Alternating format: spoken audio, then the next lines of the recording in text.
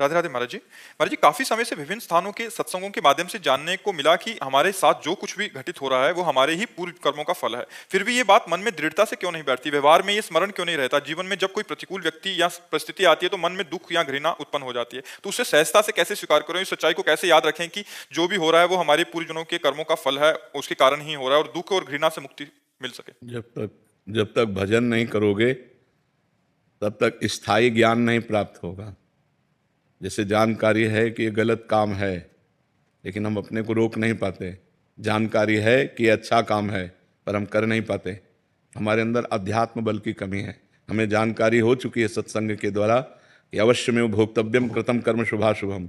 जीव को शुभ अशुभ कर्म को जो किए हैं उनका फल भोगना ही पड़ेगा, पर हमारे अंदर अध्यात्म बल नहीं है, इसलिए हम उससे स्वीकार नहीं कर पाते। अध्यात्म बल नहीं है, इसलिए उसे हम सह नहीं पाते। यदि अध्यात्म बल हो तो बड़े से बड़े दुख को भी मुस्कुराकर हम सह सकते हैं।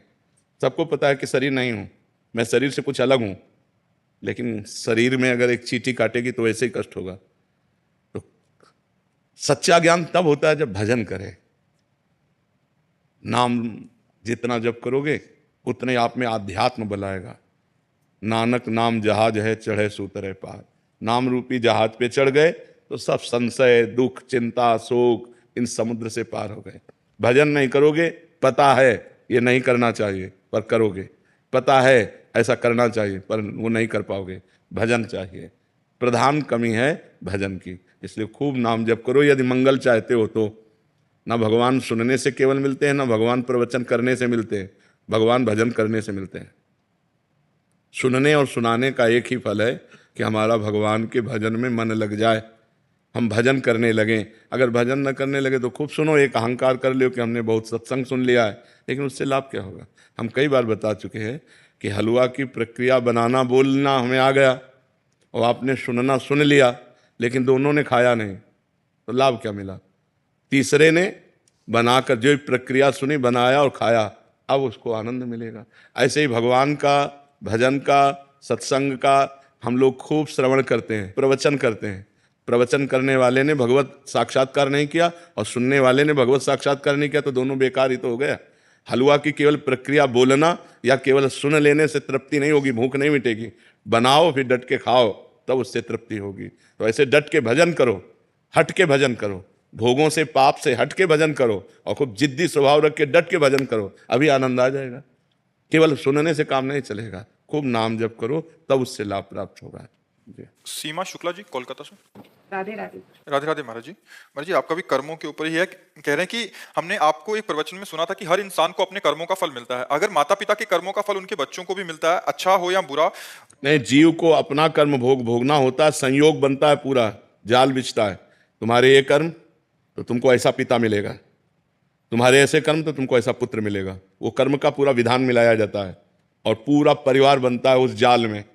ये माँ है, ये बहन है, ये भाई है, ये पिता है, ये रिश्ता है, ये नाता है। जिसको जितना भोग भोगना है उतना उसको दुख भोगना पड़ेगा। कर्म सबके उसमें मिलित होते हैं, तभी वो आकर उनका पुत्र बनता है, तभी उनकी माँ बनती, तभी उनका पिता बनता है। ऐसा नहीं कि केवल एक व्यक्ति का कर्म पूरे परिवार को दुख दे रहा है, नहीं, उसके भी कर्म उसमें जुड़े हुए हैं। पिता का पाप कर्म ऐसे पापी पुत्र को जन्म देगा जो जन्म से लेकर के मरण तक उसको नाना प्रकार के दुख ही दुख देगा। पिता का पुण्य कर्म ऐसे पुण्यात्मा पुत्र को जन्म देगा जिसको बचपन से देखते हुए जवानी तक, मरते समय तक हृदय शीतल रहेगा। सब कर्मों का जाल बिछा हुआ है उसी में। अब हम जा रहे हैं, हमारा कोई दुश्मन नहीं, लेकिन जरा सा धक्का लगा जब झगड़ा शुरू, तो वो जो धक्का लगा कांधे को हमारे कर्म ने किया, पूर्व के कर्म ने ऐसे धक्का लगवा दिया और उसने लड़ाई कर दी, क्योंकि उसके द्वारा पिटना था, इसलिए ऐसा संयोग बन गया। कर्मों का बड़ा सूक्ष्म स्वरूप है, उसका निर्णय करना बहुत कठिन है, वो तो केवल भगवान ही जानते हैं। सुनो भरत भावी प्रबल, बिलख कहो मुनिनाथ, हानि लाभ जीवन मरण जस अपजस विधि हाथ। वो विधान भगवान के हाथ में है। जब जहां जीव का जैसा कर्म होता है उसको भोगना पड़ता है, और एक कर्म के साथ बहुत से कर्म जुड़े हुए होते हैं। माता का कर्म, पिता का कर्म, भाई का कर्म, बहन का कर्म। तो अब एक ने गलती की और सबको दुखी होना पड़ा, उनको अपने अपने कर्मों का फल भोगना पड़ रहा है, क्योंकि वो ऐसा ही कर्म करेगा कि पूरा परिवार जले, वो ऐसा ही कर्म करेगा कि पूरा परिवार गर्वित हो, आनंदित हो। ये कर्मों का जाल बिछा।